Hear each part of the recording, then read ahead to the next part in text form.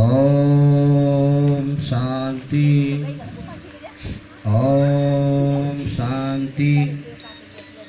मेरे मोहतरम बुजुर्गों, दोस्तों, भाइयों बहनों, ओम शांति का मतलब है कि जिसने ये कायनात रची है, हम इंसानों को उसकी शरण में ही शांति मिल सकती है।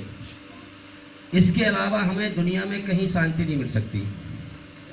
इस दुनिया में हमें भेजा है उस मालिक ने, सारा संसार रचा है और भेजा है कि जा मेरे पैदा किए हुए इंसान, मैंने तुझे अकल दी है, समझ दी है, तेरे अंदर अपनी रचना को नाप तोल के रचा है।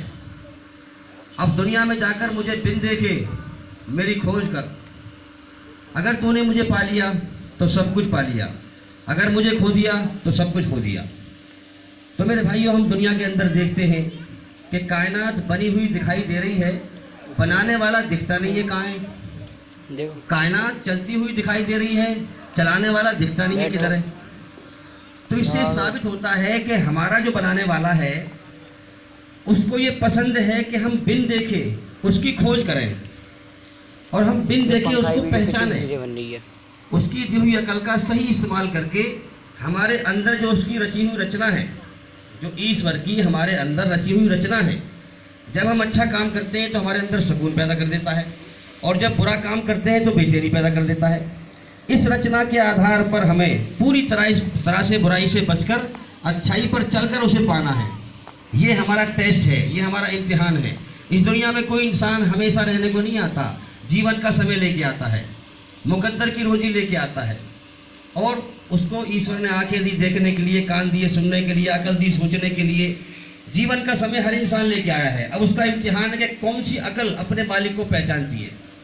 तो हमें अपने मालिक को पहचानना है। जैसे कि वेदों में भी कहा गया है, जब हम गौर करते हैं, वेदा हमेतम पुरुषम महांतमादित्य वर्णन सामान्यम मंत्रमाभिमंत्री एवं ना तस्य प्रतिमास्ति एकम ब्राह्म द्वितीय नास्ते नैना नास्ते किंचन। भगवान एक ही है, दूसरा नहीं है, नहीं है, जरा सा भी नहीं है। इस पूरे संसार का रचने वाला एक मालिक है। वो हमारे लिए कर्म करने के लिए रोज दिन निकाल देता है। देखो ना कितने बड़े एहसान है उसके, हमारे ऊपर एहसान करता है और जो एहसान करता है हमें उसका एहसान मानना चाहिए। वो जो है हमारे सांस लेने के लिए हवा चला देता है, जमीन में से गल्ले पैदा करता है। ना तस्य प्रतिमा अस्ति, उसका कोई प्रतिमा, उसका कोई रूप आकार नहीं है। तो मेरे भाइयों, हमें उसे पहचानना है। जैसे कि कहा गया है, एकम एव द्वितीयम, वह ईश्वर एक ही है बगैर किसी दूसरे के। कुरान मजीद में इसको कहा गया है, कुल हुवल्लाहु अहद, कहो कि संसार का सच्चा मालिक अल्लाह ईश्वर एक है और वो यकता है। हर चीज उसके सहारे से कायम है मगर वो किसी के सहारे से कायम नहीं है।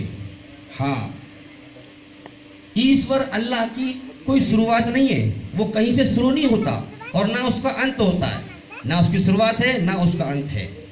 तो इसी चीज से हमें समझना है, अल्लाह उस समझ कहा गया है कि सारा जहान उसके सामने बेबस है, मोहताज है, मगर वो किसी के सामने बेबस नहीं है, मोहताज नहीं है। लम यलिद वलम युलद, ना उसने अपने पेट से किसी को जना है, जैसे माँ जनती है बच्चे को, और ना वो किसी और से जना गया है। वलम यकुल लहू कुफुवन अहद, और उसके जैसा पूरे संसार में कोई नहीं है। क्यों? क्योंकि संसार में हर चीज उसकी पैदा की हुई है और वो पैदा करने वाला अकेला है और पैदा करने वाले के सामने पैदा की हुई चीज हर प्रकार से बेबस और मोहताज होती है। इसीलिए हम संसार के अंदर देखते हैं कि कोई एक शक्ति है जिसकी बादशाहत हर चीज पर छाई हुई है। हमारी जान उसके कब्जे में, जब चाहे जब मौत देके उठा ले हमें। तो इसलिए हमें उसको पहचानना है, यही हमारा टेस्ट है। वरना फिर हमारा तमाशा बन जाएगा अगर हमने मालिक को नहीं पहचाना। पूरी कायनात की पब्लिक हुई, प्रलय का दिन हुआ, क़यामत का दिन हुआ, तो वहाँ पर देखा जाएगा किस किस अकल ने अपने मालिक को पहचाना था और कौन दुनिया में अंधा बन के मर गया। तो मेरे भाइयों, हमें ज़रूरत है कि हम सच्चाई को पहचानें, सच्चाई पर गौर करें। धन्यवाद। बहुत बहुत धन्यवाद।